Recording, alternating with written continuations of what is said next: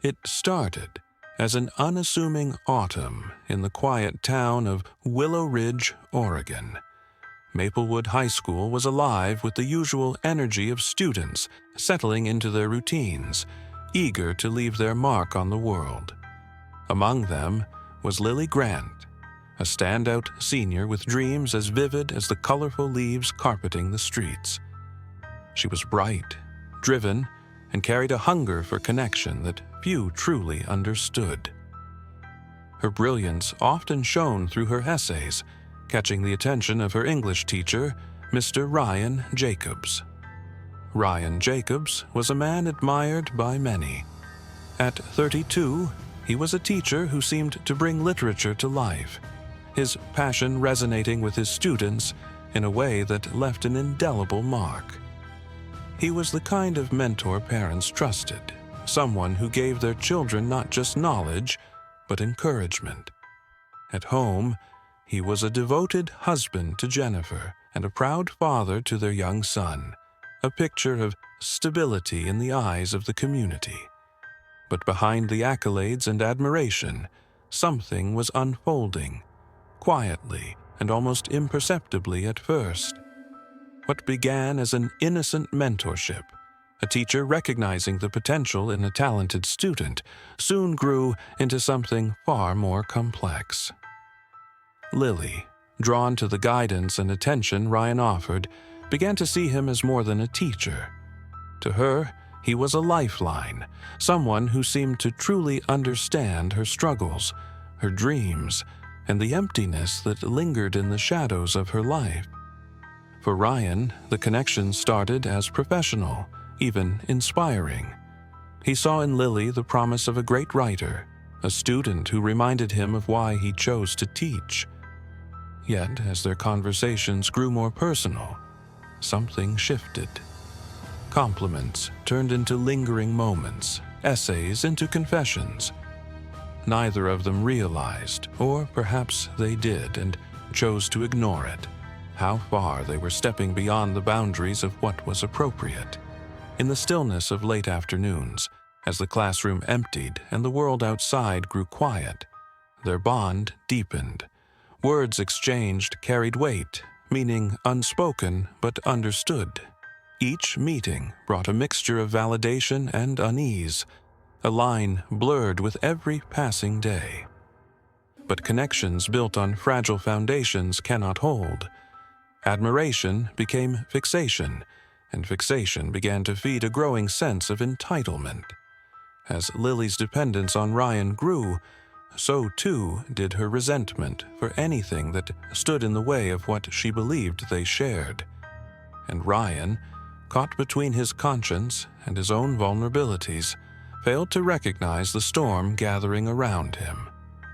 What neither of them could see, or perhaps chose to overlook, was how their choices would ripple outward, reaching far beyond the classroom, threatening not only their lives, but the lives of everyone they touched. In Willow Ridge, the leaves continued to fall, the days growing colder, unaware of the tragedy about to unfold within its borders. Ryan Jacobs was the kind of teacher every student hoped to have at least once in their academic career. At just 32, his reputation as a literature teacher at Willow Ridge High was unmatched. He didn't simply teach stories.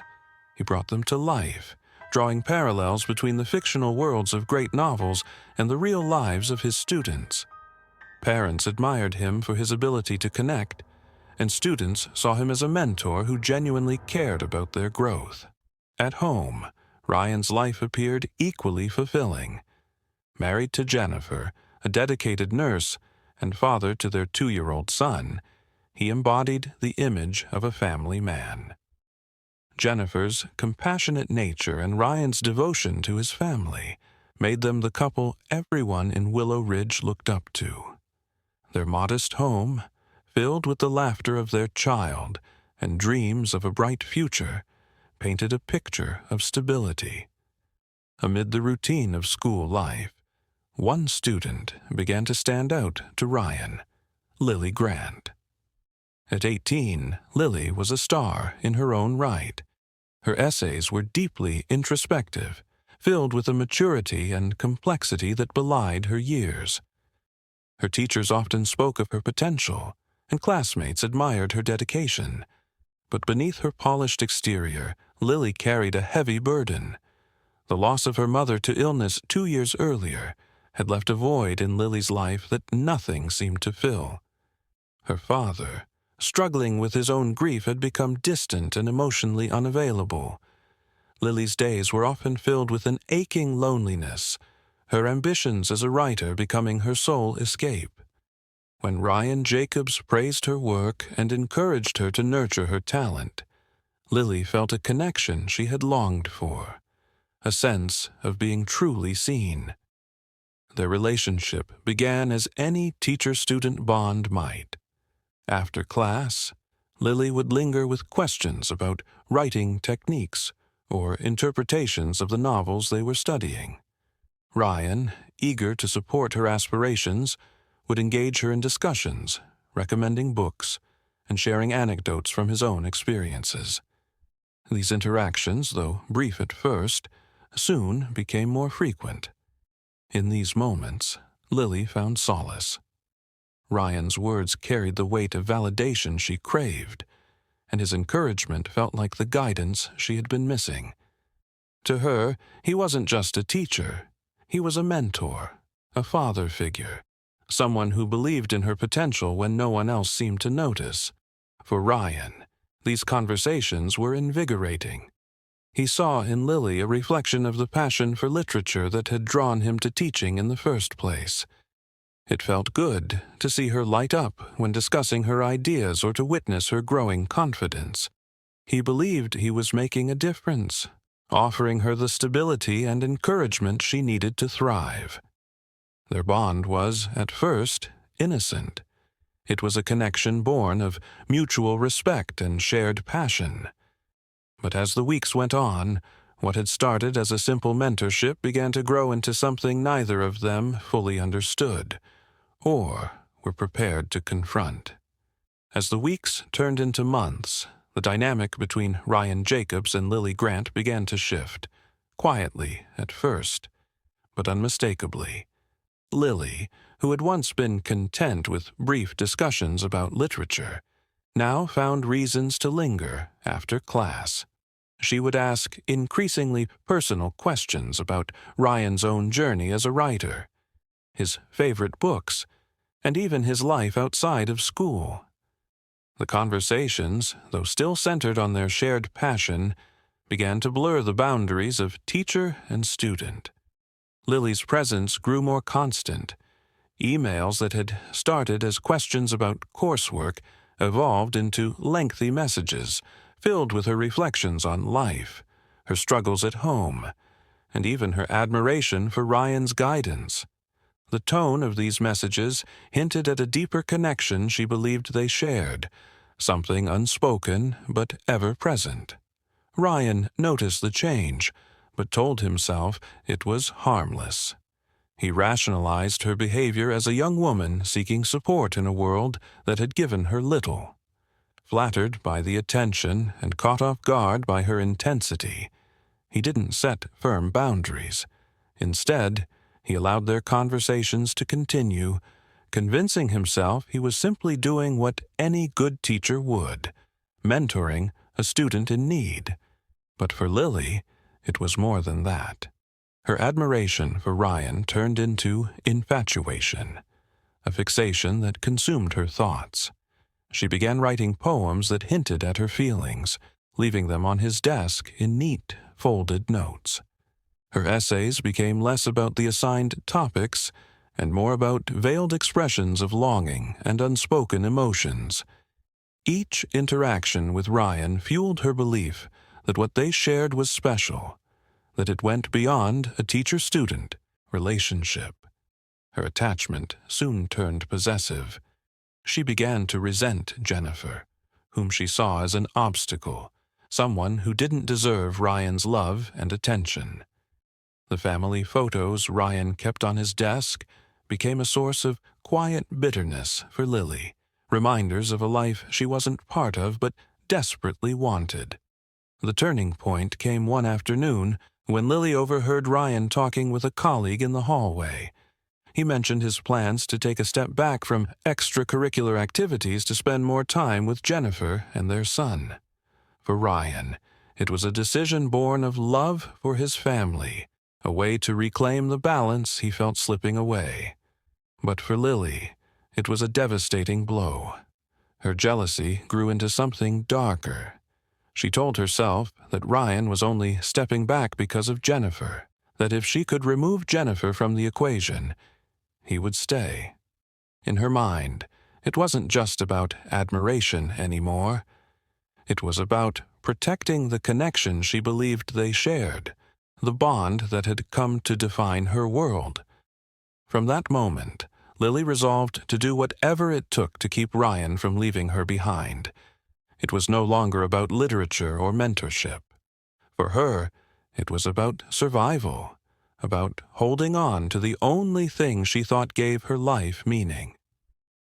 Lily's actions began to take a more unsettling turn as her fixation on Ryan deepened. What had once been subtle gestures and expressions of admiration now escalated into deliberate intrusions into his personal life. She started showing up at his home unannounced, bringing small gifts for his son, or pretending she needed advice about college applications. Always polite and composed, she found ways to endear herself to Jennifer, offering to help with babysitting or errands under the guise of being a thoughtful student. Late at night, Ryan began receiving cryptic text messages from an unknown number. They were brief but haunting. "You're my only light in the dark." At first, he convinced himself they were a mistake. But as the messages grew more frequent, the truth became impossible to ignore. Ryan's unease grew with each passing day. He tried to confront Lily during one of their after-class conversations, choosing his words carefully to avoid embarrassing her. "I think we need to keep things professional," he said, his tone firm but gentle. He hoped it would deter her, but it had the opposite effect. Lily's response was chilling. She smiled, as if amused by his concern, and simply replied, "You don't mean that. You just don't see it yet." The tension between them began to ripple outward. Lily, feeling rejected and cornered, retaliated in subtle but damaging ways. She whispered to classmates about her special connection with Ryan, planting seeds of doubt and suspicion. Rumors began to spread, vague enough to avoid direct accusations, but potent enough to cast shadows on his reputation. The breaking point came one evening when Jennifer found a folded note tucked under her car's windshield wiper. The words, written in Lily's neat handwriting, sent a shiver down her spine. "You'll never be enough for him." The note was unsigned, but Jennifer instinctively knew who had left it. Ryan, already struggling to manage the unraveling situation, confided in a trusted colleague at school. He admitted that Lily had become too attached, but he withheld the full truth about their interactions, ashamed of how far things had gone. "She's a troubled student," he explained. "I don't want to make things worse for her." His colleague advised him to involve the administration, but Ryan hesitated, fearing the damage it could do to both their lives. He believed he could handle it on his own, unaware of just how far Lily was willing to go to maintain her hold on him. With each attempt to create distance, Lily's obsession tightened its grip, her actions growing bolder and her motives darker. What Ryan had once dismissed as admiration had transformed into something far more dangerous, something he could no longer control. On a stormy June evening, the rain pelted against the windows of the Jacobs home, masking the brewing chaos within. Ryan had left earlier for a late faculty meeting, leaving Jennifer at home with their 2-year-old son. The evening had been uneventful: dinner, a bath, and then bedtime for the little boy. Jennifer, unaware of the danger lurking nearby, curled up on the couch with a cup of tea and a book, the storm outside providing a soothing backdrop. But outside, Lily Grant sat in her car, drenched from the rain but unmoving, staring at the warm light spilling from the Jacobs' living room window. Her knuckles gripped a knife she had taken from her kitchen, her mind clouded by a cocktail of rage and despair. To her, this was the moment she had been waiting for, a chance to confront Jennifer, to finally claim what she believed was rightfully hers. Lily made her way to the back of the house, finding the door unlocked, a small oversight Jennifer had thought nothing of in their quiet neighborhood. She stepped inside, the sound of her wet shoes muffled by the storm. The house was dimly lit and eerily silent as she made her way to the nursery, her breath catching when she saw the sleeping child. Jennifer, sensing something was off, went to check on her son. Her heart stopped when she entered the nursery and saw Lily standing over the crib, the knife glinting faintly in the dim light. "Lily?" Jennifer's voice trembled, her mind racing to process what she was seeing. Lily turned to face her, her expression a mix of sadness and fury. "You don't deserve this life," she whispered, her grip tightening on the knife. "You've stolen everything from me. He was supposed to be mine." Jennifer's instinct was to stay calm, to de-escalate the situation and protect her son. "Lily, listen to me," she said softly, stepping further into the room. "This isn't the way. Let's talk. Please, put the knife down." But Lily's anger boiled over. "Talk? You think words can fix this? He doesn't love you. He never did. You've ruined everything." As Jennifer tried to edge closer, she discreetly reached for her phone in her pocket, dialing 911 and whispering her address under her breath. But Lily's sharp eyes caught the movement and her rage exploded. She lunged at Jennifer, who managed to deflect the first swing of the knife and retreat into the living room, her cries waking the child, whose cries added to the tension. The police arrived minutes later, their sirens piercing the stormy night. The flashing lights outside illuminated Lily's face, twisted with desperation, as she dragged Jennifer into the living room, knife still in hand.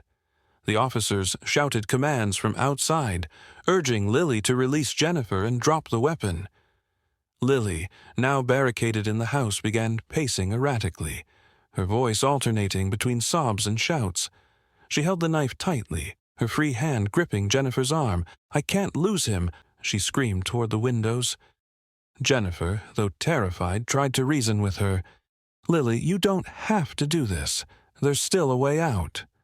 But Lily wasn't listening.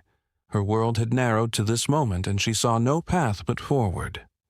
The standoff felt like it lasted an eternity. Negotiators tried to coax Lily out, their voices calm but urgent. But when the child's cries grew louder from the nursery, Jennifer seized a brief distraction to break free, tumbling to the floor just as Lily raised the knife. The police stormed in, their movements swift and decisive. Lily, cornered and panicked, swung wildly, screaming incoherent accusations. The officers, with no other choice, opened fire. The sound of the shots echoed through the house, cutting through the storm. Lily collapsed, her body crumpling to the floor, the knife slipping from her grasp.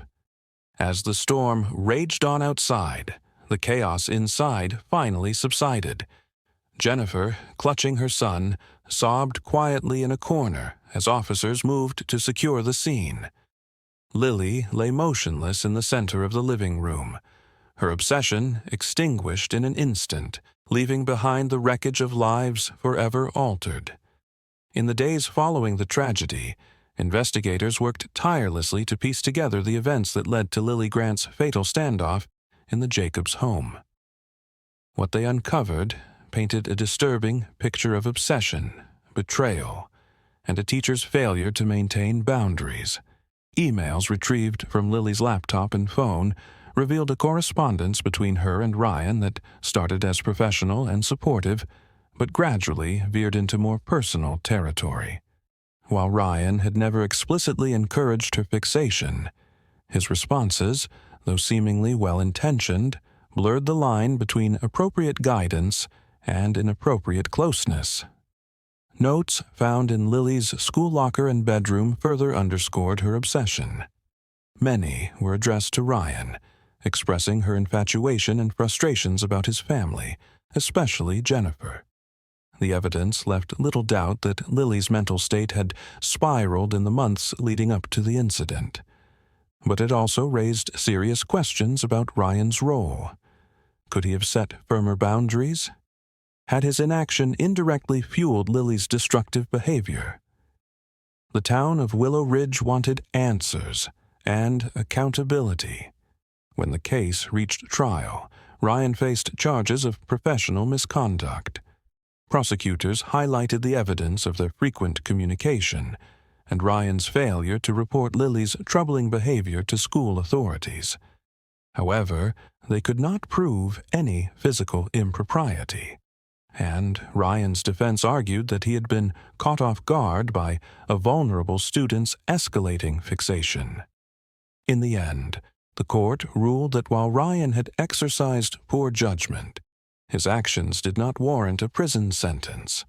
Still, the consequences of the trial were severe.